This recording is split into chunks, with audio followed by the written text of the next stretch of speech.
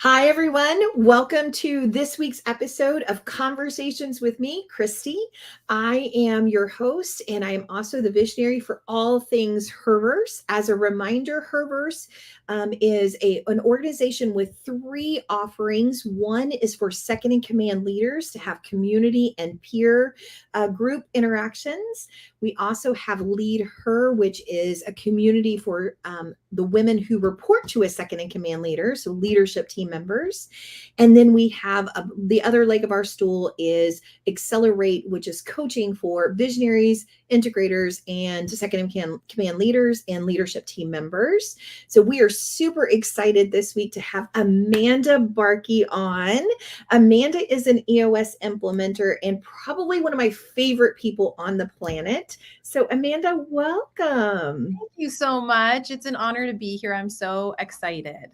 Oh, me too. Me too. When you agreed to be on, I was just so thrilled. I was like, yes, I wanted to have you on for sure. So, Amanda, I want to give you an opportunity. Introduce yourself. I know that you're an EOS implementer, but there's some other things you do. So just tell us a little bit about you. Sure. Okay, so I'm a first generation born Canadian. My grandparents were all political refugees. My parents are immigrants. I did not come from an entrepreneurial family. We were just trying to survive, make ends meet. I came from very humble beginnings, but I met my husband in the early O's, and I swear he came out of the womb with a business plan. He is the visionariest of all visionaries. So we've been living an entrepreneurial life together for a couple of decades, and we've been building a life of legacy and love together. We're partners in everything, in business, in family, in parenting. We have 5 beautiful children. I had 4 kids in 5 years. And then we adopted our oldest. So I'm a foster and adoption advocate parent, and also I'm an EOS implementer. So my husband and I, we discovered Traction over a decade ago. We read Traction in the early startup years of our business. We own a business called ConvHERsations. It's a children's soccer program for 2 to 8-year-olds. So it's a franchise. We've owned franchises in Miami, Florida. We own 4 franchises here in Orange County, California, and 3 years ago we expanded to Oahu, Hawaii. So we own a couple of ConvHERsations franchises there, and we are just living our EOS life every single day. We run our business on EOS. We run our family on EOS. I am doing my life's most fulfilling and rewarding work, working with clients as a certified EOS implementer. So that's a little bit about me. I love the beach. I love sunsets. I love gardening. I garden and make succulent arrangements in my free time, which is not very often these days, but I also love to travel. So yeah, and I'm a big coffee lover. So those are a few things about me. Nice. I love that. I love that. And I meant to tell you a while back that I met a gentleman here in Birmingham, where I'm at, that has a ConvHERsations, the franchise here. And I mentioned your name, and he was like, "Oh, I definitely know her. I love her." That's great. Yeah. Yeah, there are owners all across the US and Canada, and it's just such a great community. I mean, we're kind of old doggies in this community. We've been in it since like the early years of franchise development, but we're celebrating our 20-year anniversary or birthday this year as an organization. So yeah, we have ConvHERsations friends all over the US and Canada, and yeah, it's a fun time. It's a great business to be in, and I'm glad to be here. I love that. I love that. Well, I know you mentioned, the EOS implementer, and of course that's how I know you. Yeah. And so I'm curious, Amanda, how many clients have you worked with now? Like, what has that been like for you? Yeah, so my journey's been interesting. Like it's it has ebbed and flowed over the years. Being in the ConvHERsations community, there are probably a third of the owners across the US and Canada using EOS. It's a franchise full of self-implementers. I'm a repentant, reformed self-implementer myself. But we're gritty, entrepreneurial-minded kind of folks, and it really took off like wildfire about 10 years ago within our ConvHERsations community. And at that time, when we were like really in startup phase still, and we were broke as a joke. And so we read traction and started using the tools, and it just completely profoundly changed our lives, both personally and professionally. My husband he dove right in, and I think he tracked like 300 hours learning EOS, reading traction and, resourcing anything he could at that time. And so at one point in time, he was the most proficient self-implementer, certainly that I knew, and within our ConvHERshot system. And so he and I coached other ConvHERshots owners over the years before I became an implementer, before I went to boot camp. And then post-COVID, I decided to jump in with both feet and go to boot camp and do this thing for real and become an implementer. So since boot camp and tracking my sessions from that point, and that was in 2022, I'm coming up on my 100th session. So nice. My next session will be my 100th. So yeah, and I've been doing it professionally now I went to boot camp in February of 2022, so it's coming up on 3 years. Congratulations. That's fun. What do you think has been your biggest aha moments working with in 100 sessions?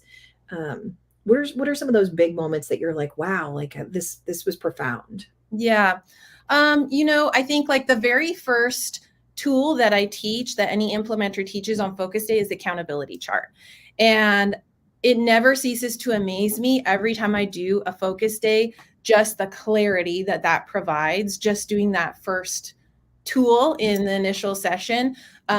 It's always really astounding to me when I get the feedback at the end of the day, like, oh my gosh, like we've been trying to sort this stuff out for years, and now we have so much clarity around who does what, and it just like puts everything kind of like really just clarifies where we're going to go from there on out. And so accountability chart for me, every time it's astounding what the feedback that I get from just doing that one tool. And there've been a lot of really like interesting breakthroughs, especially in annuals. We go a little bit deeper. When we're doing annual planning, it's a 2-day retreat style back-to-back sessions that typically will go away to like a place where we can sequester ourselves and get out of the day-to-day of our personal and professional lives. And it just creates a space to work on team health. The very first day, the second day, we bring it all down to the ground and we create a strategic plan for the year. But the first day, we really work on team health, and we do personal histories and one thing commitments, and it can get pretty emotional. And so that's I think where I've seen a lot of breakthrough as far as like cohesiveness and teams gelling together in that first day of an annual.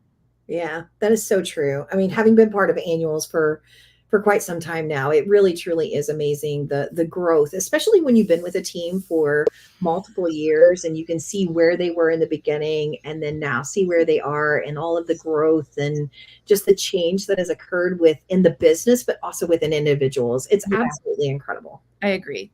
Yeah. Yeah. I love that piece of it. Well, so I'm really curious, most of my audience is second in command leaders, most of them integrators, so they're familiar with EOS. But what is something that you see as like a common theme right now, different challenges that you're seeing for second in command leaders? Yeah. So, second in command leaders I feel like it's the most, what is the word even for it? Like the most integral, like the most important role in the business. They are the glue that holds everything together. They run the day-to-day, right? And so they've got a lot on their shoulders, and they're so key to the success of the business.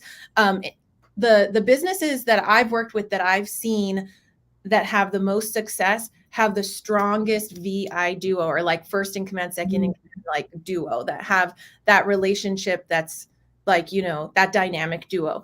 And that second in command position there, it's so important and so powerful and so integral to the business.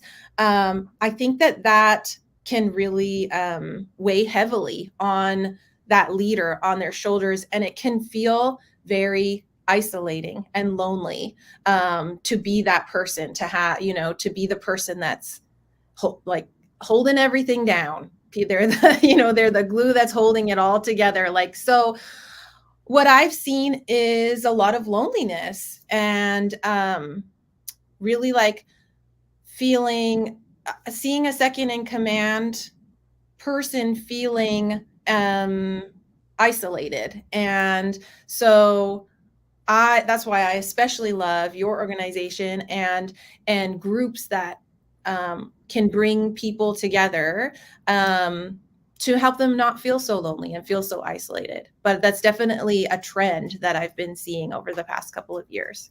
Yeah, no, and I can definitely understand that too, right? Because being a second in command leader for, so long, it was one of those challenges that I had, right? The visionary is handing this responsibility to you, but that's putting that weight on your shoulders. So sometimes it doesn't feel appropriate to be able to go back to them and saying, I've got all of these challenges, help me through it, when they've shifted that responsibility to you. But then also it's sometimes inappropriate to go to the leadership team just yet, because there are certain things you need to put in place, or, certain things that need to be flushed out before it's delivered to them. So it really does put you in this very lonely position of like, I'm the only one in the organization that has this responsibility, but who do I go to? Mm-hmm. Who do I talk to? Yeah. And you're right. Listen, there are, it's why we created, Herverse and Female Executive Mastermind now, which was formerly Female Integrator Mastermind. But that's why FEM was created, was because, so many integrators that I had met felt lonely. And so let's come together and really help each other. And when you have that, first of all, just that feeling of not being alone anymore is incredible. But Amanda, some of the conversations I've had with people of, hey, I've got this challenge, and they post it in our community, and then there's 5, 6, 7, 8, 9 people responding with answers. Yeah. Wow. Yeah, it's so powerful and it's so important. I've seen the benefit of community in a lot of areas of my life. Like, we don't have any family in state. And like I said, I have 5 children. And so my husband and I have had to sort of like build, they say it takes a village. We've had to like create this village for ourselves and for our family, because it's just doing things in community and like having that support is invaluable. And so it's so necessary.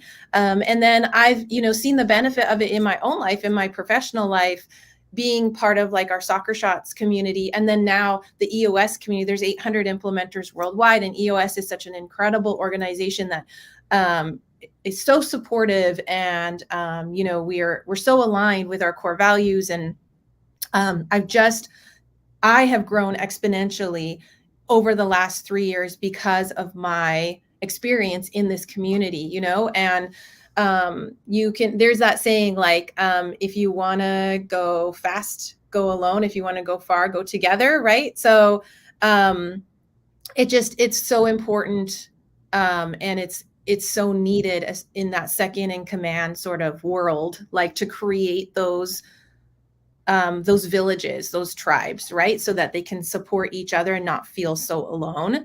And like you said, yeah, when you feel seen, when there's, when you're struggling alone, it feels insurmountable sometimes, like with whatever it has to do with in life, in business, with your mental health, in your personal life, whatever. But when there are people who can come alongside you, be like, I dealt with that too, or I am doing that, I'm dealing with that now, or, they can like come alongside you, be like, you're not alone. Like, I've experienced that. It's just, as far as the human experience is concerned, it's so powerful and validating. So I think it's just really important in all realms. And for that second in command, it's super important. Yeah, I couldn't agree more. And one of my favorite stories that I tell quite frequently is, when we first came together as the original 5 that created FEM, there was one of our members that she was talking about this issue that she'd had in her company for like 10, 12 years. I mean, this was a decade long problem that she had. And she came to this group and said, I mean, I'm literally at my last wind here. This is the last time I'm going to try and solve this. If I can't solve this, I'm going to walk away. And she had conversation with the five of us where we all shared different experiences. Have you tried this? I've tried this. She was able to come back together with her team and using all of the different things that we had suggested. And like a month later, she came back to us and said, I implemented this, this, and this, and we have solved our decades long issue Wow. that we've had.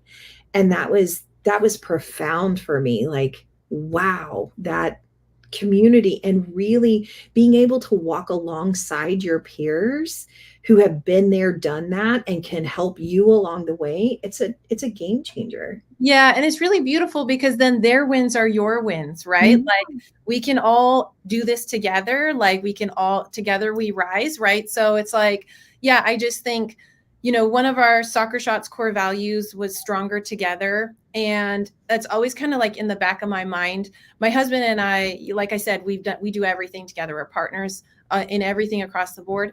And we're actually launching a podcast later this year, in the fall, and it's called Better Together, because we really truly believe that we are better together and that people are better when they come together. And so yeah, I think that that's a beautiful story. It's really powerful, I think, when people can do that, come alongside each other and change the trajectory of businesses, of lives, so Yeah. really cool.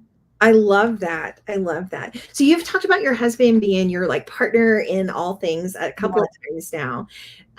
So I know you did Soccer Shots together, and you will have a very beautiful blended family where you've adopted in different things. Do you want to talk about that a little bit? Yeah. So yeah, my husband and I got married in the early 2000s. And on our first date, we talked about everything under the sun, and adoption came up at that time. And so we always knew that would be part of our story, right from the jump. Then, like I said, I had 4 kids in 5 years. So that conversation was off the table. During that time, I didn't even have time to like brush my hair or finish a cup of coffee before it got cold, let alone have a conversation about adoption. But when my youngest was 4, we were introduced to this organization called KidSave. They're an incredible organization based out of LA. They bring older children up from Colombia who are orphaned, and they're available for adoption, and families host them for the summer here in America in the hopes of advocating for them and connecting them with an adoptive family. Sometimes the family that hosts is the adoptive family. They end up adopting that child. Other times you kind of play matchmaker and you find a forever family for this child. And we've done both. A couple of summers ago, we had 7 kids. We hosted 2 girls, and they were our foster daughters for that summer. We found them a family. But in 2018, we hosted our son Sebastian, and we actually if you get to know the Barkeys, if you get to know us, this is so typical of us, but we don't do things really like in a typical fashion. So we actually, as soon as we saw his picture on the hosting website, we knew that was our kid. We didn't need to, like, there was no trial. There was no, let's see how this goes and host him and then decide if we're going to adopt him. We were like, no, we're adopting this kid, whether he burns our house down or whatever. So we started the adoption process and the hosting process at the same time, which is not usual. And then we had to pause the adoption process while we were hosting him for that summer. And then we picked it back up. And then later on that year, we went to Colombia to pick him up and complete the adoption. And then by Christmas time, we were a family of 7. So it was less than 9 months, less than like the typical time that you had to carry a baby to full term, from start to finish, from when we saw his picture on that website to coming home at Christmas time. It was 7 months. So it was fast and furious, but just an unbelievable experience. If you want to like get kind of deeper and see more of that experience, You can just Google American family adopts Colombian boy. There is a video of us asking him to be part of our family, and it went kind of viral. So you may have already seen it. Hundreds of millions of people have. But if you haven't, grab a box of tissues and just Google American family adopts Colombian boy, and you can see the video. And yeah, it was a beautiful experience. It still is. So yeah, we have 5 children in a 7-year age span. 2 were born in Canada, 2 were born in America, 1 was born in Colombia. We're just like kind of like the UN over here. We're a melting pot of countries and cultures. Oh, I love that though. That's really truly like that's so neat. Thank you. If you had, a woman who was sitting across the table from you that was saying, "Hey, I'm trying to make a decision about whether I want to be a mom, whether I want to lean into my career, it's a debate for me." What advice would you give her? I would say you can have it all. You can do anything that you want to do. I have lived, I feel like, a million different lives in my short lifetime. I'm 41 years old, and I have I've gone to beauty school. I've been a stay-at-home homeschool mom. I've been an entrepreneur. Now I'm a business coach. I'm a philanthropist. If you want to do something, just say yes. Like, don't think I'm a high fact finder. I'm a low quick start. For those of you who are listening who know the Colby, I'm a 6, 7, 3, 4. My husband is a 10 quick start. So maybe that helps me just in life, having, that person, that supporter that will catch me and have plan B, C, D, E, F. But I would say just say yes, jump in. You don't need to know the next, you don't have to have this game plan that goes so far out into the future. You just need to know the next right step and just take that step, and then take the next one and the next one, and it'll all work out exactly the way it's supposed to. But I think that we are capable of more than we actually think that we are. There's a fire inside of us, or, there's something inside each of us that for some reason we suppress and we don't allow to fully, come out. And I feel like if you can just throw caution to the wind and just, trust the process and accept that this is all going to work out for you. It's all happening for you. It's not happening to you. You can have it all. You can do whatever you want to do. It might look different than what you're thinking it's going to look like. It might take longer, than other people and their journeys. But, I'm living proof. So if I can do it, you can do it. Oh, I love that. I love that because, it is a question I get from a lot of my coaching clients that, there's a struggle, right? And so I very much so say to them, and I think the one thing for me, Amanda, that I would love women to know is, listen, if you want it all, go for it all. Have the family, have the career, have the beautiful white picket fence, but define what your all is, right? Exactly. Everybody's all doesn't have to look the same. So if yours is as a family and that's where you want to pour your energy, go for it, my friend. If it's career only, go for it. If it's all, go for it. But define your own all and what that means. Yeah. And once you know what that means, stick to your guns, create, put those boundaries in place. Be intentional. When you say yes to something, you're saying no to something else, right? So I know for me, I'm very good. I'm an EOS implementer. So obviously I'm good at defining and clarifying priorities, and then creating goals and actionable steps to accomplish and get what I want. But in my own life, I've seen that, if I say yes to everything, I'm a people pleaser. I'm a yes girl. I'm a nurturer. So it's my natural inclination to want to say yes to everything. But I know that if I'm saying yes to something, I'm saying no to something else. That might be my kids. That might be myself. And at this stage of my life, that ain't happening. That's not negotiable.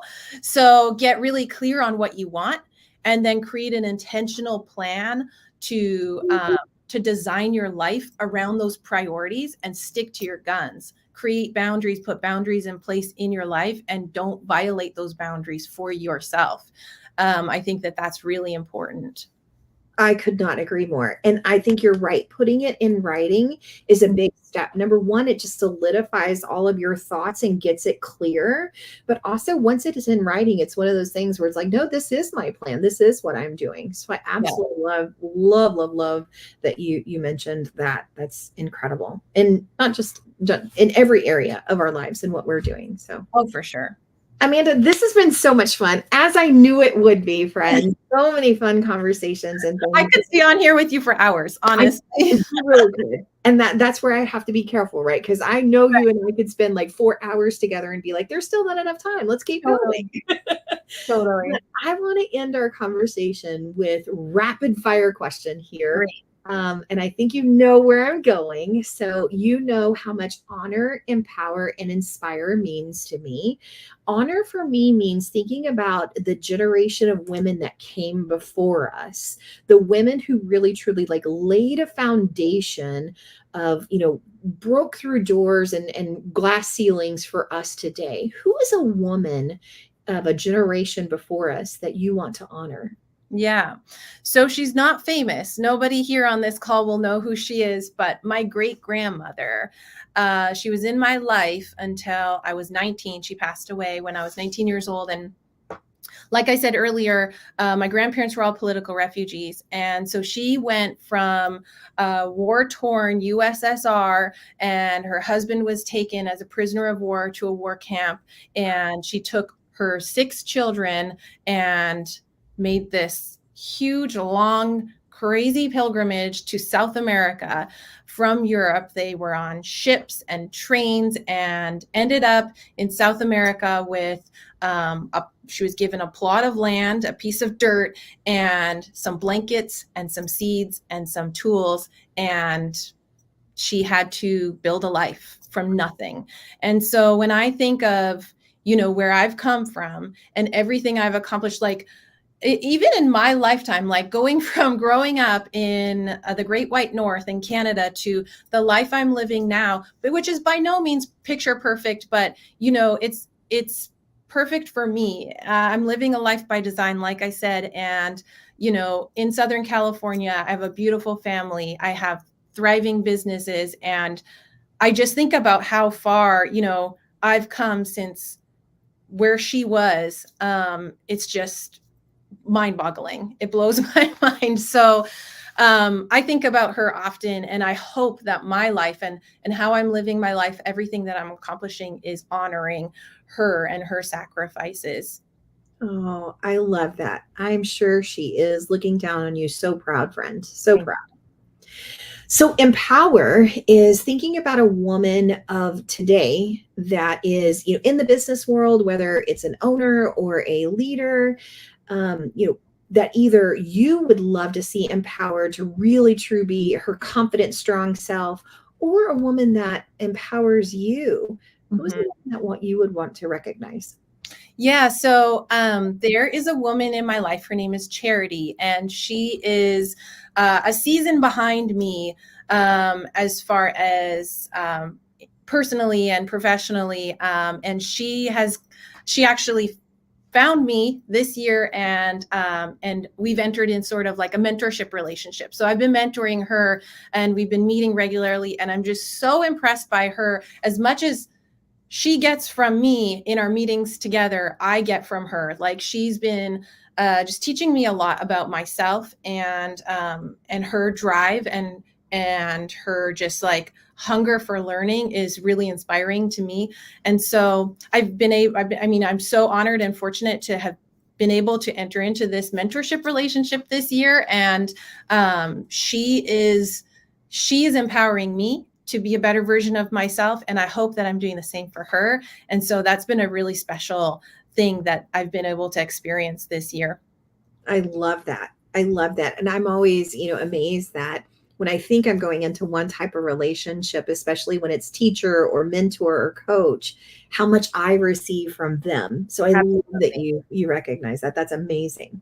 Yeah. Okay. And last is inspire. So who is a future generation, a generation that's coming up that you want to inspire? Well, so I have 5 kids, and I have 4 boys and 1 girl. So my daughter, Michaela, she's 11 years old. She is just the light of my life. And I could get emotional talking about it, but like, you know, I see so much in her that she's so confident and so driven and so like she inspires me. Her intuitiveness and just like the care that she shows for people, that's just like so innate. It's just like inside of her. It's absolutely inspiring to me. And so yeah, having this little person that I'm helping to train and mold and bring up in such a time as this, so this crazy world that we live in, it's something that it's just a responsibility that's not lost on me, but such a gift, a daily gift. She inspires me every single day. And yeah, and I see so much potential in her. I'm really excited to see the woman that she turns into, that she's becoming. Oh, well, with you as her mom, I'm sure she's going to be. Thank you. That's sweet. And Thank you. I love you to pieces. Thank you so much for coming on today and having a conversation. There were so many good nuggets from our conversation that I got, and I hope others did as well.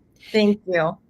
Thanks, everybody. I hope to see you again next week. Next week, we have another one of my favorite people on the planet. Kate Norton is coming on to talk about some things. So we hope to see you next week. Have a great one.